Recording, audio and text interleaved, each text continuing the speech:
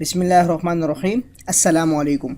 मोहम्मद नियाज़ .net की जानिब से आपको खुश आमदीद। और इस वीडियो ट्यूटोरियल में हम अपनी class number 38 basic shape tool in Corel Draw के हवाले से पढ़ेंगे। इन कोरल ड्रा में बेसिक शेप टूल जो है वो क्या काम करते हैं। यहाँ सबसे पहले कोरल ड्रा को ओपन कर लेते हैं, वर्जन है X7। और यहाँ हम आते हैं अपने पॉलीगॉन स्टार जो हमने ग्रुप पढ़ रहे थे, इसी में हमारे पास स्पायरल के नीचे लास्ट वीडियो में हमने स्पायरल के हवाले से पढ़ा था। इसमें बेसिक शेप टूल जो है इस पर क्लिक करता हूँ। अब आप यहाँ पे देखेंगे बाकी तमाम चीज़ें वैसे सेम ही है। और यहाँ अगर हम देखेंगे हमारे पास कुछ बेसिक जो है शेप्स हैं, तो किसी एक शेप पे मैं आके क्लिक करता हूँ और यहाँ पे आके मैं उसे ड्रैग कर देता हूँ। अब अगर आप यहाँ पे आके देखेंगे तो इसके साथ एक नोट है।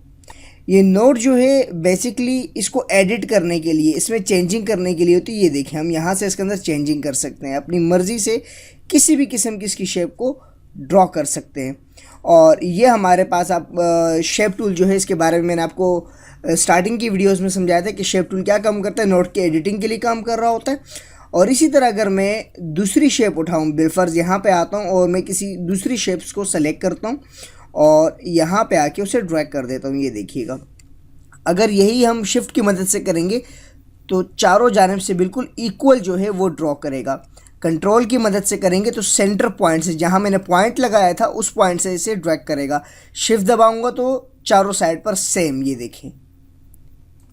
और इसको मैं डिलीट कर देता हूँ, साथ में मैं इसे भी डिलीट करवा देता हूँ। अभी देखिएगा, मैंने यहाँ पे आके क्लिक किया सेंटर में और कीबोर्ड से कंट्रोल का बटन प्रेस किया। अब देखिए बिल्कुल सेंटर से मूव कर रहा है।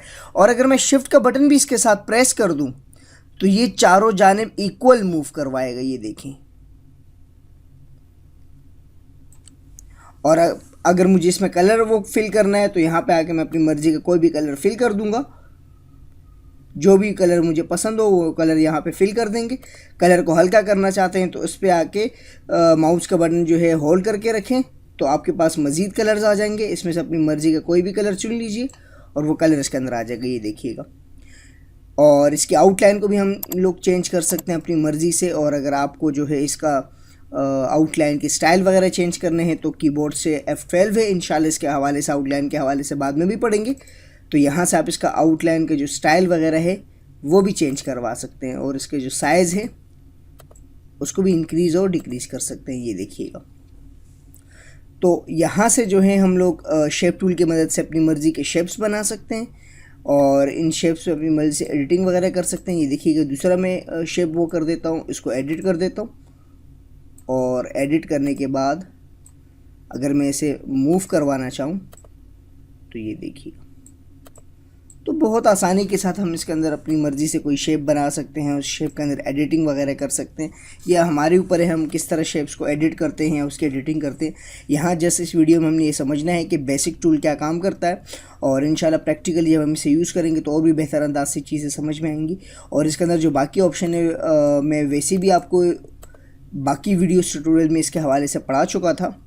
इसमें भी वही तमाम चीज़ें हैं जो लास्ट वीडियोस में हमने पढ़ी थी। जैसे कि मिसाल के तौर पे हमने spiral, graph paper, complex star, polygon, इन टूल्स में हम लोगों ने इसके बारे में कंप्लीट पढ़ा था। ये जो है ये हमारे पास एक ऑब्जेक्ट है, पोजीशन, यानी सफ़े में किस जानिब आपके पास ये मौजूद हो। अगर मैं इसे ज़ीरो करता हूँ, एक्स एक्सिस जो है वो पेज की चौड़ाई को ज़ाहिर करता है। ज़ीरो करके एंटर करता हूँ, ये देखिए बिल्कुल सेंटर पॉइंट से वो कर रहे हैं इसे।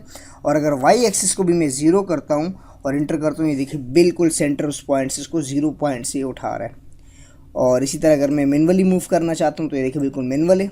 उसके बाद अगर आप इसको कोई परफेक्ट साइज़ देना चाहते हैं अपने ऑब्जेक्ट को कि इसकी ये जो है ये विड्थ को ज़ाहिर करता है। मैं चाहता हूँ कि इसकी विड्थ जो है वो 3 इंच रहे। ये देखिए 3 इंच। और मैं चाहता हूँ इसकी हाइट भी जो है वो 3 इंच ही रहे। तो मैं 3 प्रेस करके एंटर कर देता हूँ। ये देखिए 3 बाय 3 का हमारे पास ऑब्जेक्ट बना। और ये आपको बता रहा है कि स्केल फैक्टर जो होता है कि रियल जो इमेज है उससे ये कितना छोटा या आपने बड़ा किया है। अगर मैं इसे 100% कर दूं तो इसकी ओरिजिनल जो साइज़ था वो आपके पास आ जाएगा। ये देखिएगा 100% कर देता हूँ तो दोनों का साइज़ बिल्कुल सेम जो हमने इक्वल बिल्कुल एक्यूरेट बनाया था। और अगर मैं इस लॉक पे क्लिक कर दूं लॉक रेशो पे, तो अगर मैं इसे मूव करवाऊंगा तो ऑटोमेटिकली नीचे ऑब्जेक्ट जो है वो भी मूव करेगा। ये देखिएगा मैंने वहाँ से इसे मूव करवाया तो ऑटोमेटिकली नीचे भी जो वो मूव कर गया। अब मैं यहाँ से इसको 100 करता हूँ। ये देखिएगा लॉक हटा दूंगा तो सिर्फ एक साइज़ जो है इसका चेंज होगा, दूसरा नहीं होगा। अगला है रोटेशन का। अगर आप इसको रोटेट करवाना चाहते हैं किसी भी एंगल पे, जैसे 45 पे इंटर करता हूँ, ये देखिए 45 एंगल पे रोटेट हुआ, 0 करता हूँ वापस अपनी हालत में आ जाएगा। इसमें कलर ड्रैग करता हूँ अगले ऑप्शन को समझाने के लिए। यहाँ से मैं ब्लू कलर या कोई भी कलर जो है वो ड्रैग करवा देता हूँ और इसका आउटलाइन जो है मैंने येलो रखा। और अब इसको थोड़ा सा छोटा कर देता हूँ, मैं इसकी कॉपी निकाल लेता हूँ। राइट क्लिक किया। इसमें जो टॉपिक आपको समझ में नहीं आ रहा हो, आप पिछली वीडियो देख लीजिएगा, उसमें एक एक चीज़ को मैंने जो है इजीली करके डिफ़ाइन किया हुआ है। इसमें आपको आसानी से हर चीज़ समझ में आ जाएगी। देखिए हमारे पास दो वो हैं। अब इन दोनों को मैं सेलेक्ट कर देता हूँ। अब आप देखेंगे यहाँ पे वही हमारे पास मिरर के ऑप्शन मौजूद है, मिरर हॉरिजेंटल। ये देखिएगा, ये देखिए मिरर हॉरिजेंटल कर रहा है उसे, यानी उसका रुख चेंज कर रहा है। और इसी में से अगर मैं एक को सेलेक्ट कर देता हूँ बिलफर्ज, किसी भी एक ऑब्जेक्ट को, और फिर उसको लाके मैं यहाँ रख देता हूँ। अब इन दोनों को ग्रुप कर देता हूँ, सेलेक्ट कर देता हूँ।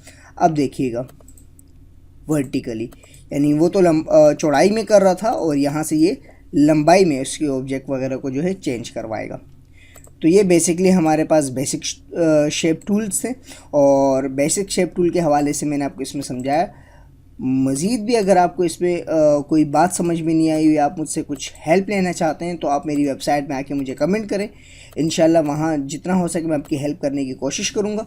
और ये तमाम चीज़ें जो आपको यहाँ ऑप्शन बार या उसकी प्रॉपर्टी में जो नज़र आ रही हैं, ये हम पिछली वीडियोज़ में कम्प्लीटली डिस्कस कर चुके हैं बिल्कुल बेसिक से। अगर आप फर्स्ट टाइम ये वेबसाइट ज्वाइन कर रहे हैं तो पहली वीडियो से लेकर आप लास्ट की वीडियो तक आए, इंशाल्लाह आपको बिल्कुल परफेक्ट अंदाज से तमाम चीज़ें समझ में आएंगी। फिर भी कोई इशू हो तो आप मुझसे मेरी वेबसाइट पे रब्ता कर सकते हैं। आप मेरे फेसबुक, यूट्यूब, ट्विटर या जो भी सोशल मीडिया आप यूज़ करते हैं उस पर आप मुझसे कांटेक्ट कर सकते हैं, मुझसे हेल्प ले सकते हैं। और ये वीडियोज़ अपने दोस्तों के साथ ज़रूर शेयर करें। मिलते हैं नेक्स्ट ट्यूटोरियल में। अल्लाह नेहगेबान।